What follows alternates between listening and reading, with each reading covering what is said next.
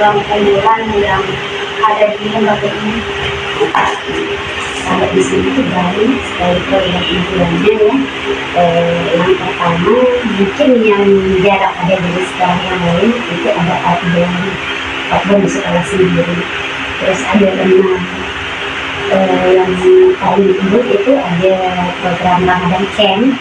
Ramadan Camp itu kegiatan yang biasa dilakukan pada saat di akhir bulan Ramadan, pada saat anak masuk sebelum liburan lah.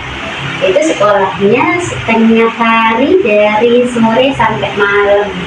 Jadi di sini biasanya mereka camp, seperti namanya mereka camping bersama orang tua. Terus kita buka puasa bersama, ada kegiatan sosialnya dalam artian anak yatim didatangkan, orang-orang tua, sekaligus bagi zakat. Nah di situ di Ramadan Camp. Terus yang kedua ada Market Day.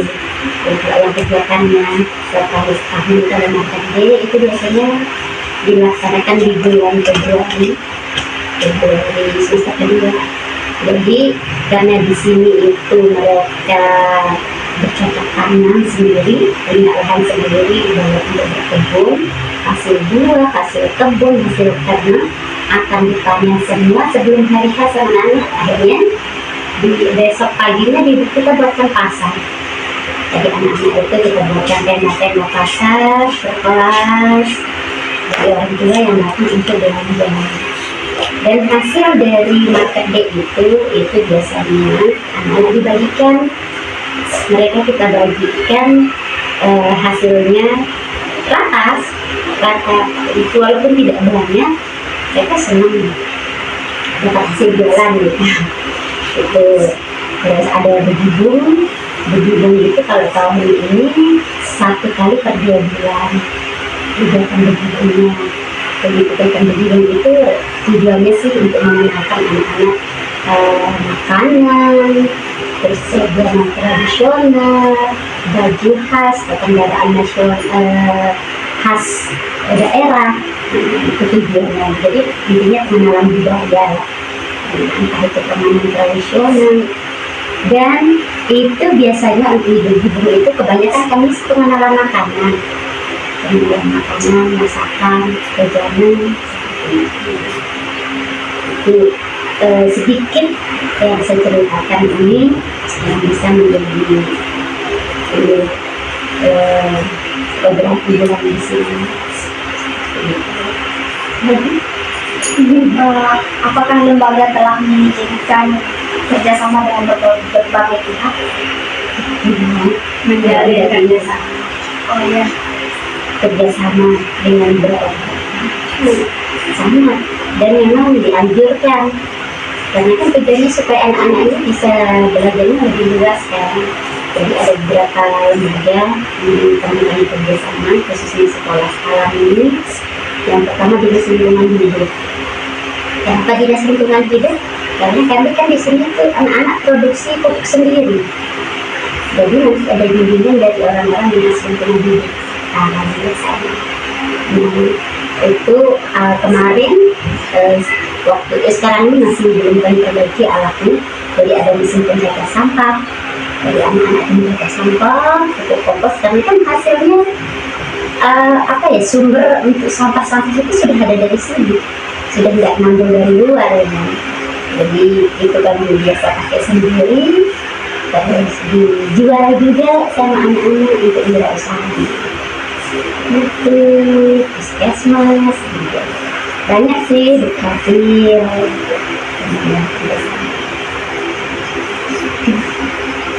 Apa lagi?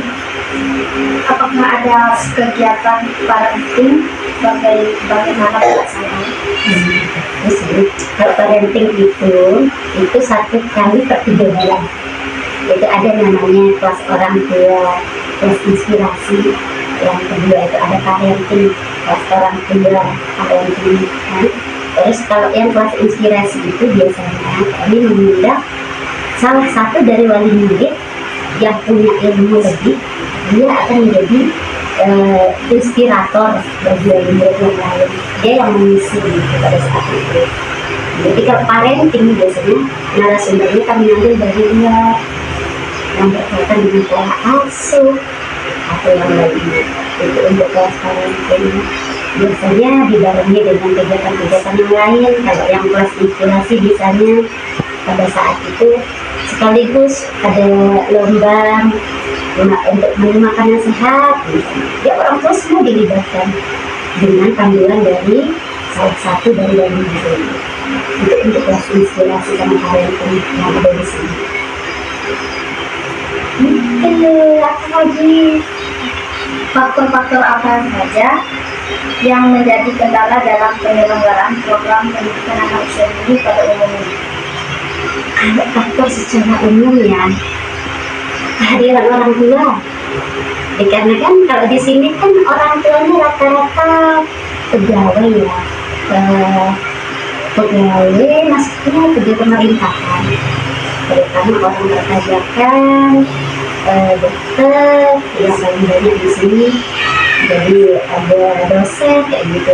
Jadi ketika kita mau menyampaikan ada kegiatan yang harus didampingi orang tua, itu memang ada susah. Betul-betul harus lihat waktunya mereka. Itu si faktor utama. Jadi terkadang makanya antisipasinya saya mengirimkan surat kegiatan itu di awal bulan. Jadi semua kegiatan selama 1 bulan, ini dia yang harus didampingi sama orang tua yang ini gitu. Jadi nanti orang tua sudah tahu waktunya nih untuk mereka izin. Tapi banyak yang kadang tidak bisa izin sama sekali. Itu sih kalau dalam faktor. Apalagi solusi apa saja yang ditempuh pengelola untuk mengatasi kendala tersebut? Ya itu tadi solusinya itu komunikasi yang lebih intens sama orang tua supaya mereka paham kalau kegiatan itu penting loh gitu. Jadi salah satu caranya yaitu pertama saya mengirimkan surat kegiatan itu di awal waktu. Selain dari itu mengirimkan surat itu bagikan ke anak lewat media grup juga. Jadi dikomunikasikan di situ.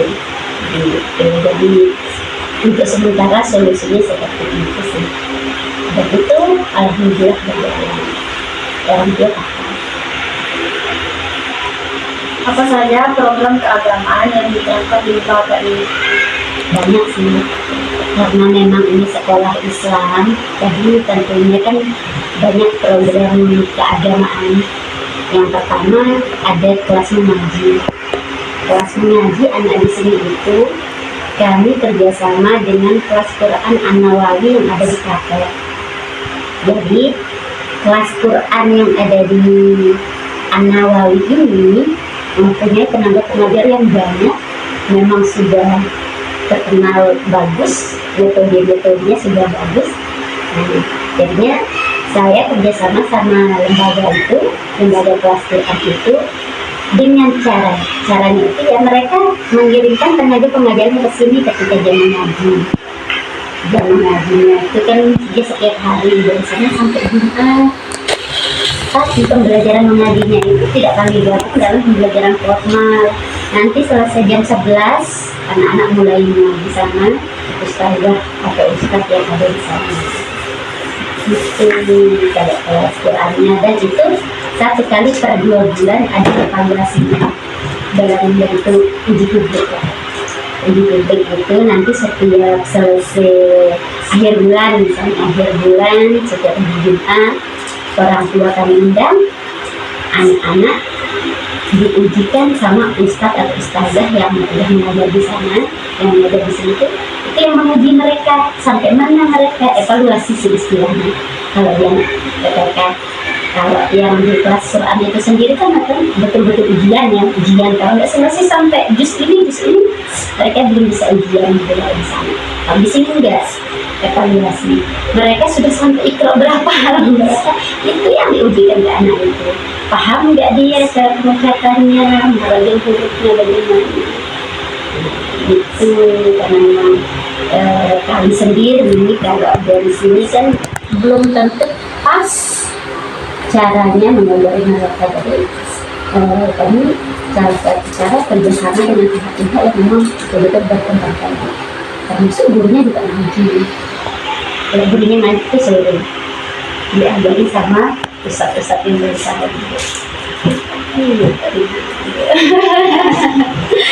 Apa lagi? Itu aja boleh. Ya biasanya yang adik-adik termakan itu memang setiap saat kami sudah di sini.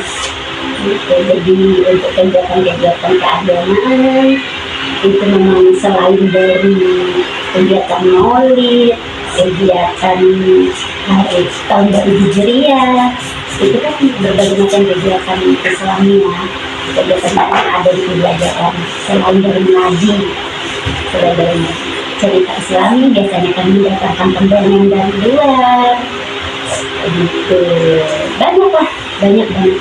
Jadi setiap hari Jumat anak-anak juga biasa diajak untuk sholat duha ya, sholat duha, bagi hafalan setiap hari. Gitu karena basicnya Islam. Gitu. Jadi paling tidak kami mengharapkan apapun kegiatannya ya ujung-ujungnya mereka harus bisa mengenal isi penciptanya. Itu sih yang ada bisa pahami. Ya mungkin beberapa sekolah kalau dalam kegiatan keagamaan insya Allah kayaknya juga nanti sama, tapi untuk kerjasama sama orang tua mungkin jarang. Tapi itu yang kami harapkan dengan harapan anak-anak yang sudah kalau keluar dari sini bekalnya untuk ngaji untuk ini ya tidak salah lah gitu, pas mereka dapat ini.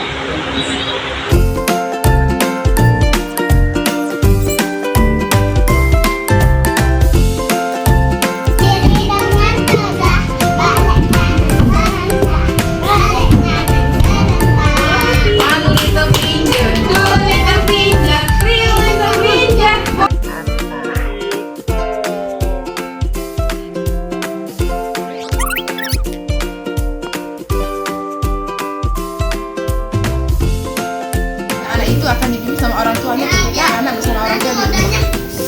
Jadi kan di sini itu lebih banyak orang tua ya, orang tuanya di sini agak jadinya waktu yang mereka miliki itu sedikit. Jadinya bagaimana cara mengembangkan waktu yang sedikit. Sama Ibu Nuraini juga sudah ada parenting yang khusus yang membahas tentang parenting bagaimana zaman sekarang itu cara mendidik itu bagaimana seperti itu. Beliau juga kalau nggak salah dosen di Unran. Beliau juga merupakan wali guru di sini.